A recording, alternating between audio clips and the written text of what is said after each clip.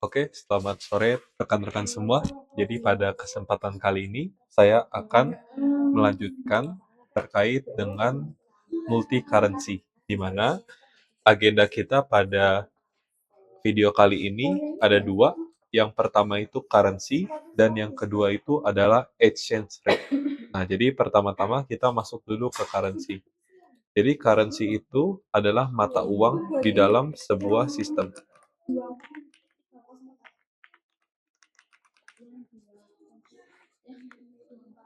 Nah, sorry, ini saya salah sistem. Jadi saya akan ganti dulu untuk sistemnya di sistem yang satu lagi.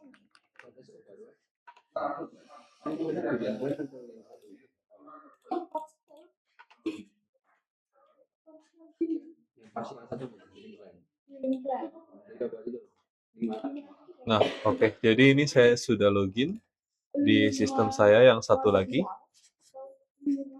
Nah, pada tampilan sini saya akan searching untuk aplikasinya, namanya itu adalah Currency.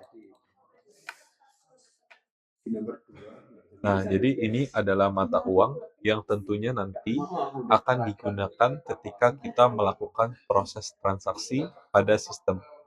Nah, jadi karena di sini juga sudah lumayan untuk mata uangnya, saya akan menggunakan mata uang yaitu peso. Nah, jadi ini saya akan masukkan saja peso. Ini adalah Philippine peso dan untuk currency simbolnya seperti ini. Tapi apabila mata uang itu tidak terdaftar di sistem Yonjo, teman-teman bisa cari aja di Google. Lalu untuk currency simbolnya, teman-teman bisa langsung copy dan masukkan untuk di bagian currency sini. Nah, ini yang perlu teman-teman take note untuk unit price precision dan juga amount precision.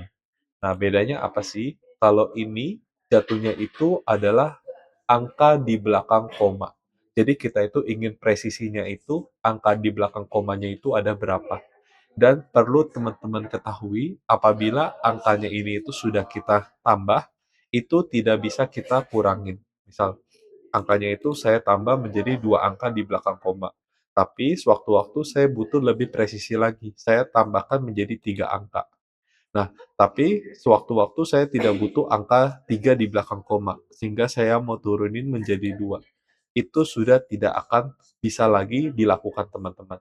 Jadi perlu di take note dari awal ketika implement itu wajib untuk presisi, untuk udah tahu kalau misalnya angkanya itu bakal berapa di belakang koma. Tapi sewaktu-waktu ada penambahan bisa, tapi untuk menurunkan lagi itu tidak bisa.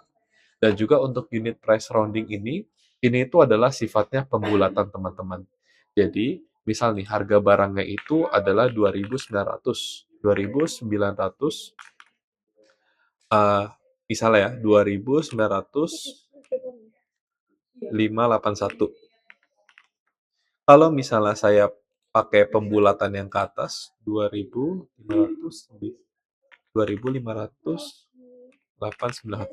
kalau misalnya saya pakai pembulatan ke atas, dia itu angka satu ini itu akan naik ke atas menjadi 2.500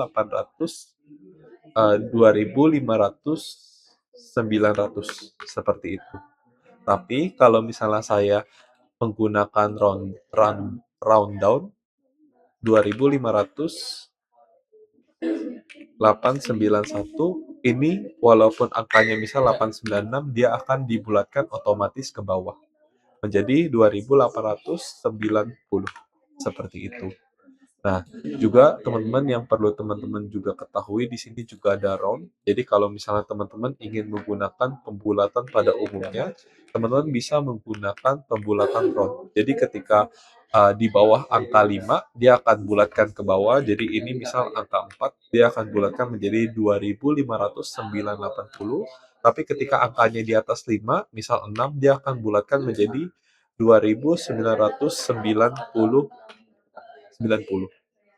Seperti itu. Oke. Nah, jadi karena saya mau pakainya round, jadi saya akan pakai round saja. Dan juga untuk unit price precision ini saya akan masukkan 2, untuk amount precision ini saya akan masukkan 2. Kalau ini itu lebih kepada harga barangnya, kalau ini itu lebih kepada amount. Amount ini maksudnya itu seperti amount tax. Harga total barang itu amount, habis itu total harga di PO itu termasuk amount. Jadi dia itu akan ada berapa angka di belakang koma. Seperti itu. Nah, ketika kita save, nantinya akan otomatis tersave. Nah, saya akan save aja. Tapi mungkin, ya. Jadi saya akan save aja, saya akan ubah ini jadi 3 saja. Nah, kalau sudah, akan save successfully bahwa untuk currency ini, peso ini sudah berhasil dibuat. Seperti itu. Dan statusnya adalah enable. Tapi kalau misalnya masih disable, teman-teman bisa untuk mengaktifkan saja pada bagian sebelah sini. Misal ini adalah Korea Won, ini masih disable, teman-teman bisa pencet enable saja. Oke, kita lanjut lagi. Yang selanjutnya itu adalah tentang exchange rate. Jadi exchange rate itu atau nilai tukar.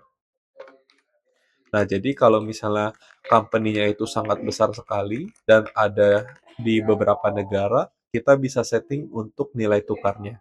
Tapi sebelum kita mengatur nilai tukar, kita perlu define dulu untuk exchange rate tab-nya. Nah, kita bisa setting dulu.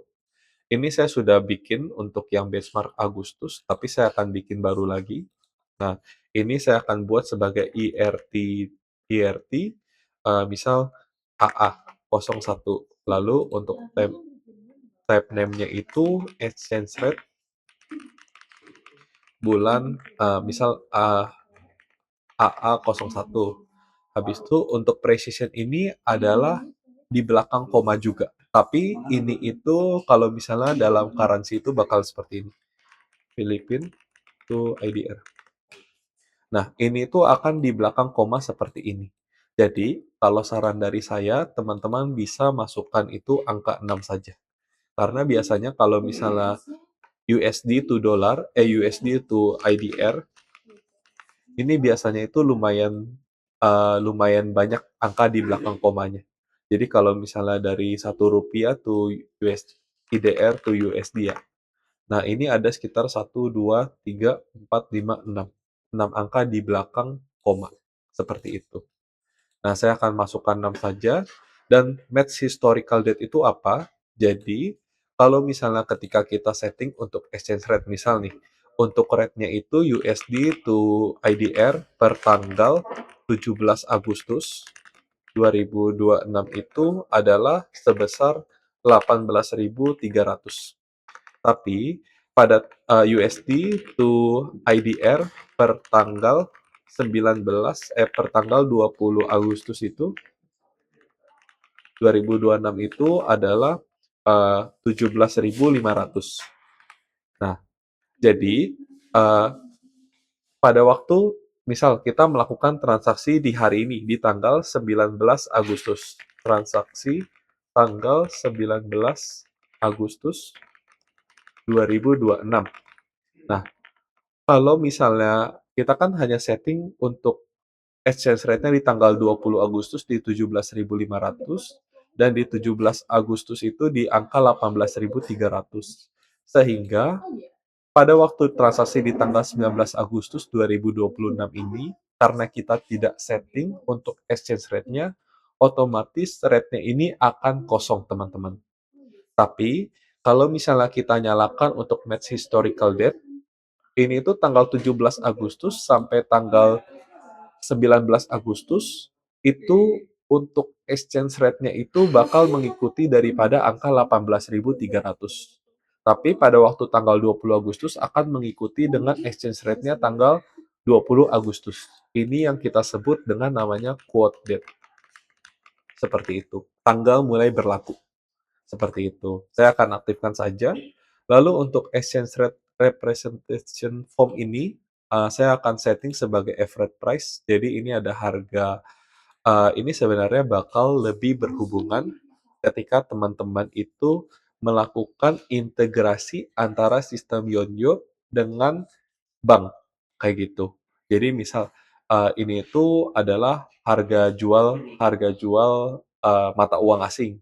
Habis itu ini adalah, kalau saya sebenarnya pakainya itu yang rata-rata aja. Jadi antara harga jual sama harga beli. Ini sebenarnya bakal kepakai ketika teman-teman integrasi dengan bank. Tapi karena kita hari ini tidak integrasi dengan bank, Sehingga saya akan setting default saja sebagai average price. Seperti itu. Nah, lalu untuk di bagian sini teman-teman juga perlu maintain ya, terkait dengan currency-nya yang akan kita setting untuk konversi nilai tukarnya. Jadi saya akan setting untuk USD to IDR dan juga ini sifatnya itu adalah direct. Kalau direct itu maksudnya USD dikali berapa hasilnya berapa rupiah, misal 1 USD dikali 16.900 hasilnya itu adalah segini. Tapi kalau misalnya untuk yang satu lagi teman-teman, misal uh, ini USD to Indonesia rupiah, ini saya setting sebagai indirect. Artinya apa? Artinya satu IDR itu akan dikonversi menjadi $1. Itu satu rupiah dikali 0,00056 baru menghasilkan berapa kayak gitu. Ya, jadi seperti ini ya teman-teman. Ini adalah nilai tukar rupiahnya. Jadi satu rupiah itu kalau kita satu rupiah kalau kita konversi menjadi dolar itu perlu dikali 0,000056. Itu akan menghasilkan 0,00056. Intinya teman-teman, ini itu adalah untuk conversionnya, uh, untuk nilai mata uang, nilai tukar mata uang seperti itu. Ya, semoga ya. Oke. Jadi kita akan langsung save aja. Oh, ini karena sudah ada. Jadi mungkin untuk kasus kali ini saya akan pakai peso aja ya, yang baru kita buat tadi. Ini untuk original currency-nya saya pakai peso juga.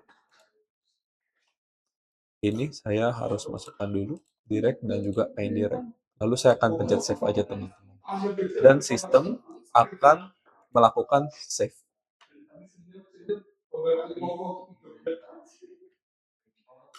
Oh, ini ada sedikit keliru teman-teman.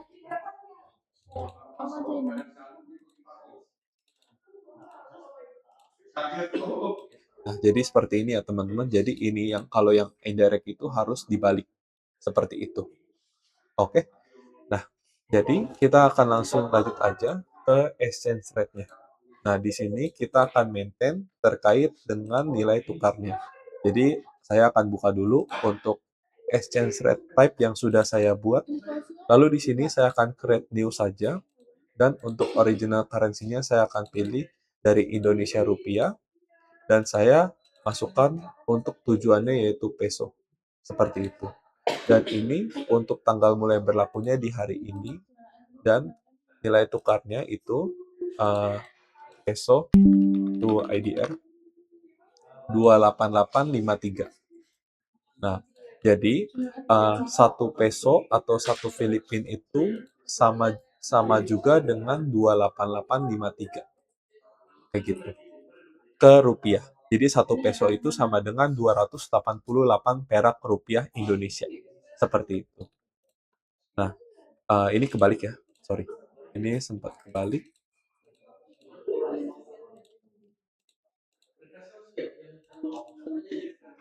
Nah, saya akan masukkan untuk direct exchange rate-nya seperti ini. Kayak gitu. Ini karena di sini pakai koma, kita harus ubah menjadi titik.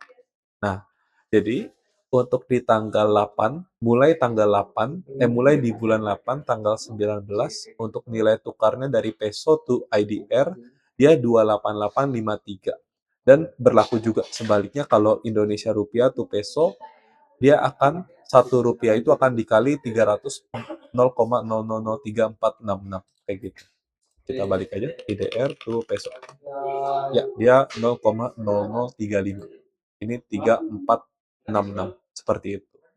Nah, ini akan kepakai di mana teman-teman? Ini akan dipakai pada waktu kita transaksi. Nah, ini karena di sistem ini saya belum maintain untuk data transaksinya, tapi saya ada satu sistem lagi. Ini jadi kita sudah ada satu sistem lagi di mana saya sudah maintain, sudah di maintain untuk transaksinya. Nah, ini adalah PO yang saya buat. Jadi, kita ambillah yang kayak transaksi tadi ya. Jadi, ini di bulan 8 tanggal 20 dan ini di bulan 8 tanggal 15. Ini bulan Agustus tanggal 15. Jadi dari sini mulainya teman-teman, dia akan mulai untuk rate-nya itu di 15.900, dan kalau indirectnya dari Indonesia rupiah to USD itu 0,0063. Jadi kita langsung coba cek aja ya teman-teman. Sewaktu kita membuat purchase order di sebelah sini.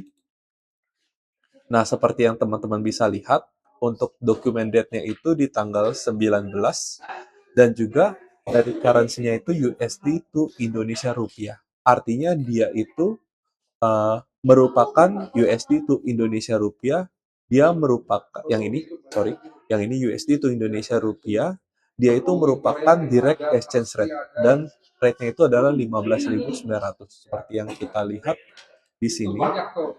Untuk rate-nya itu adalah 15.900. Tapi kalau misalnya saya balik teman-teman,